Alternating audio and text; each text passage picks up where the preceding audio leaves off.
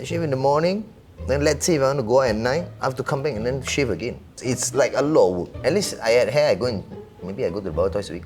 This I have to shave every goddamn day. Hi, my name is Marcus. I have long luscious hair and I've been growing it out since 2017. Hi, I'm Ramesh. I've been bald since 2007. People judge me because of my hair. Slightly. If I don't speak, people presume that I'm a girl. When they assume that just because they think I'm a girl, they actually sexually harass me. So you get very weird stares, you get really unsolicited advancement. Well, I try to play off with humor. You know, at the end of the day, if I can get a free drink at the bar, why not? The policeman likes to come behind me and stuff like that. So, yeah, they came significantly more when I turned bald. Like I can be walking on the street and then it'll come from my high side. I'm like, why? You know, I have no crime. I studied, I pay tax, I do everything by the book. At one point in time, it was like every other day. I had to write a report up to the commissioner to get them to stop. You present as someone who is like, I look like the bad guy.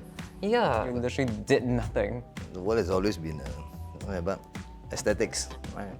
There's always aesthetic. Aesthetics come first. My hair is an important part of who I am. Hey, man.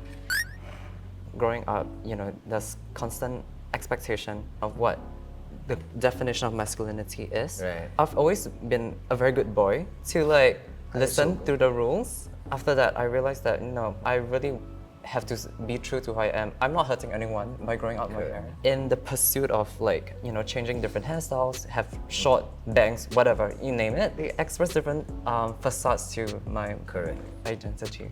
Part of you, it's part of everything, society, the way you look. They call it the crown for a reason, right? Yeah, at one point in time it was, now I was 27, right? So I was going through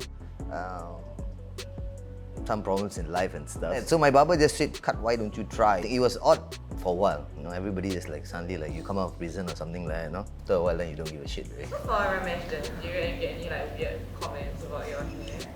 I have no idea. No, they like to go and rub for what. Then they like to suddenly come and then scratch your head, tap your head. Even my friends that rub my head also, I don't. Maybe they want, they never tell me. The what only come in life, in general. People. Losing your hair means losing a part of yourself. I really lost my hair.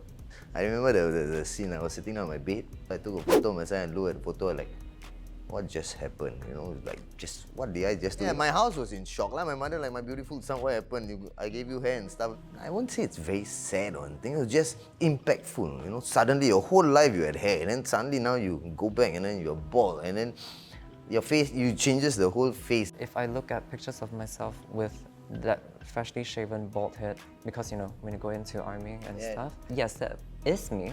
There's no feeling of warmth. Do you dislike it when you got cut? Because I hated it, man. I remember I disliked it a lot, to a point where like I just tear up a bit. But that process of like someone actually like holding your head and just like oof, I don't know. That memory, I just like plaster a black thingy and just blanket on my head. I think the only time where I would say that I feel a loss of myself when there's a change is when that change is thrust upon me without my control. I would change my hairstyle for a significant other. Hell no. Hell no. Yeah. No.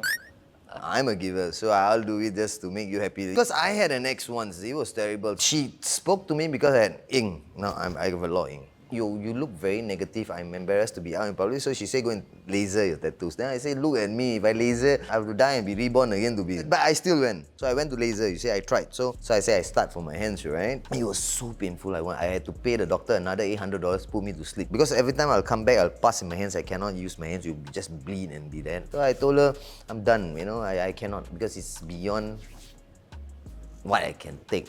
When I'm bald, it is me.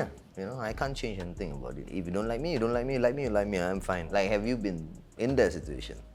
No, I don't. Right? Never. They want to show you to their family, or they just want you to look to them in their standard context, more presentable. Basically, if whatever images I've uploaded on those dating apps and stuff like that, if you have not like agreed to it, you would not have like matched with me. Right. I'm not here to catfish anyone. When I first like tried to grow out my hair, and you do have your odd questions of just like, oh, why? But they quickly adapt to my current look. I am lucky and in a place of privilege where the people that cares and love me accepts me for who I am. Man with long hair it's just a preference you have. I don't see you any lesser or more feminine, or some people like me, like him, I think we are just out of the box. It's fine, it's just you. It's your identity, you know? To me, what's fascinating about this conversation is that at the end of the day, we just want to be us. And that's perfectly fine.